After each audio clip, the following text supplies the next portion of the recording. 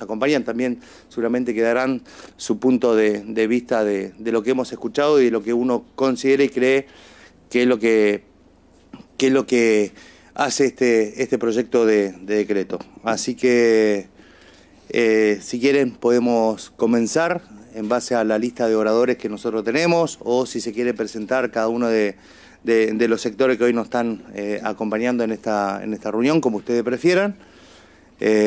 Si no, daríamos la palabra a Jorge Tirabassi, presidente del Centro de Capitanes de Ultramar. Buenas tardes a todos, muchísimas gracias por la convocatoria y como decía recién quien preside, sí, realmente nosotros estamos muy interesados en que la Comisión de Intereses Marítimos se reúna. Existen en la Cámara de Diputados dos proyectos de ley sobre marina mercante. Uno pertenece al fallecido diputado Stefani y el otro presentado por Marcela Paso y un grupo importante de legisladores. Es esencial para nosotros que esos, y hay uno en senadores también, hay un proyecto, el mismo de Marcela Paso, pero presentado en senadores por algunos senadores.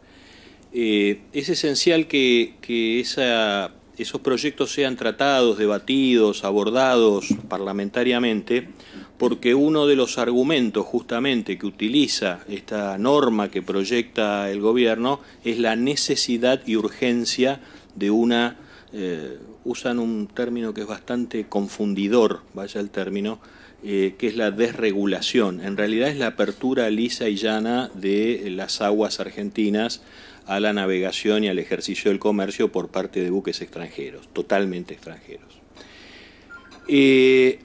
Argentina tiene su reserva de cabotaje desde el año 1944, fue a los pocos años ratificada por ley, pero lo que no hay que perder de vista, y el gobierno lo hace expresamente para confundir, esa reserva de cabotaje fue ratificada en el 2017 por la ley 27.419, por esta Cámara, y obviamente por la Cámara de Senadores, porque es una ley. De 130 países que tienen ribera, que tienen costa en el mundo, en el planeta, 90 restringen sus cabotajes nacionales.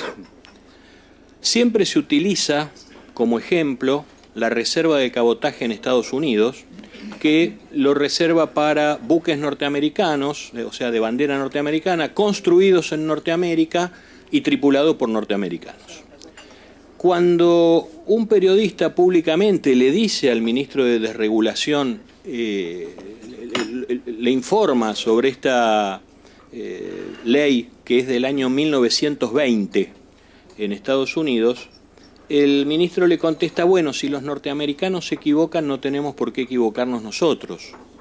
Bueno, los norteamericanos deben ser contumaces, porque han presentado un proyecto de ley hace poco tiempo que se llama Ship for America, cuyo objetivo es la incorporación de 400 nuevas unidades a la flota mercante norteamericana, a la que ellos denominan su cuarta Fuerza Armada. En nuestro país, la defensa del cabotaje tiene que ver con la defensa de la soberanía de nuestro comercio interior. En los 90 países que defienden su cabotaje, sobre todo en la región sudamericana, la cuestión tiene que ver que ya está demostrado, es nada más que leer muy pocas estadísticas, que el 50% del comercio internacional a nivel mundial lo manejan y lo controlan 8 empresas, de las cuales, de esas 8 empresas, 3 son de origen chino.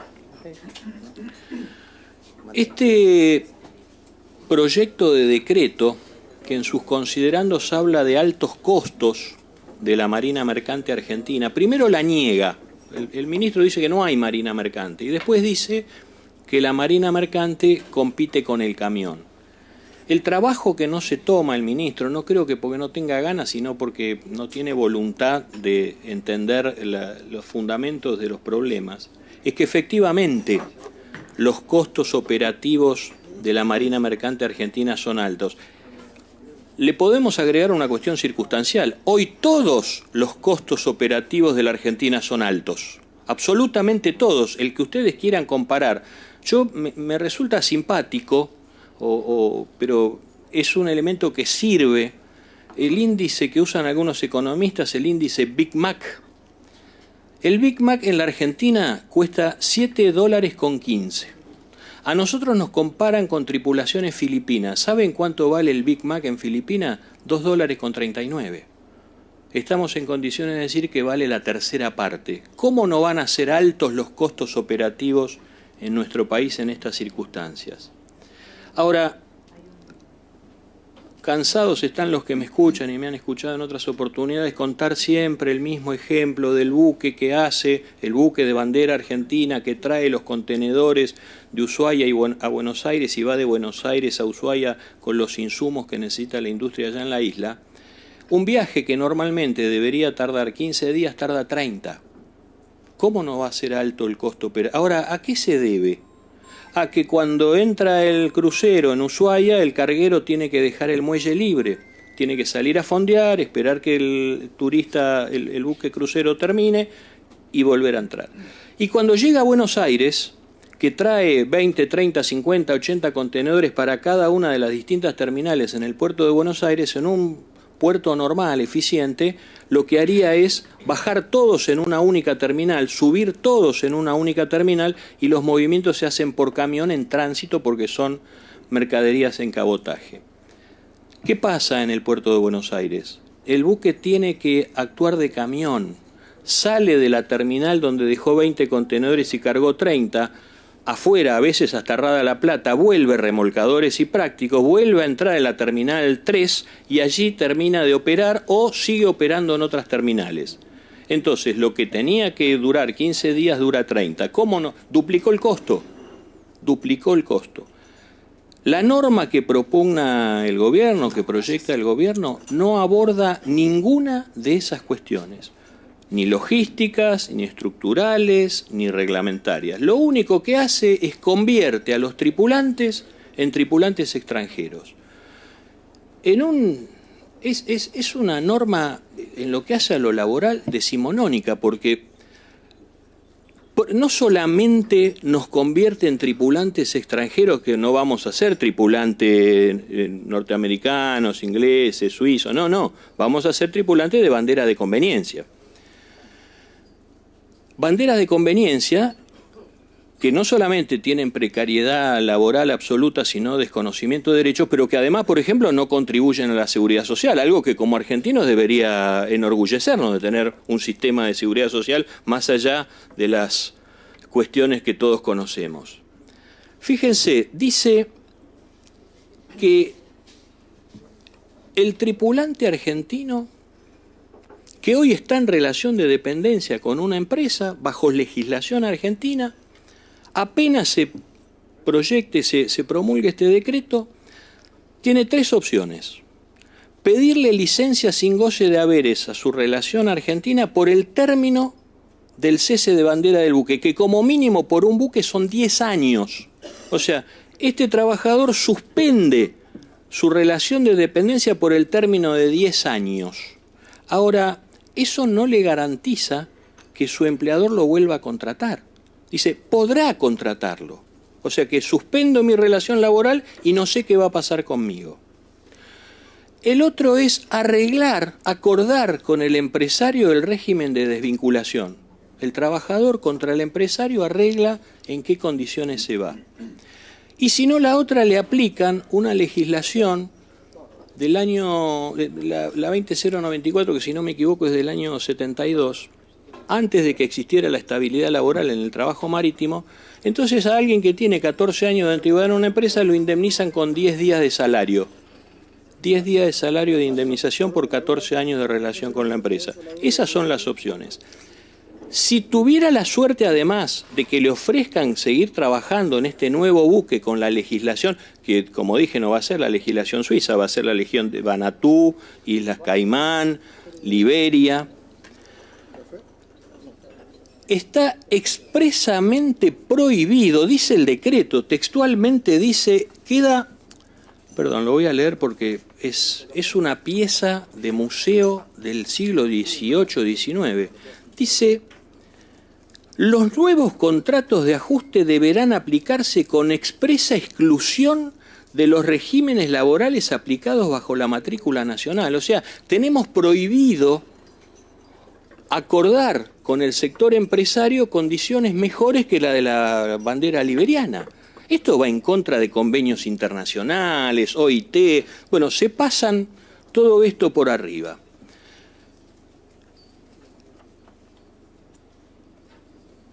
En ningún...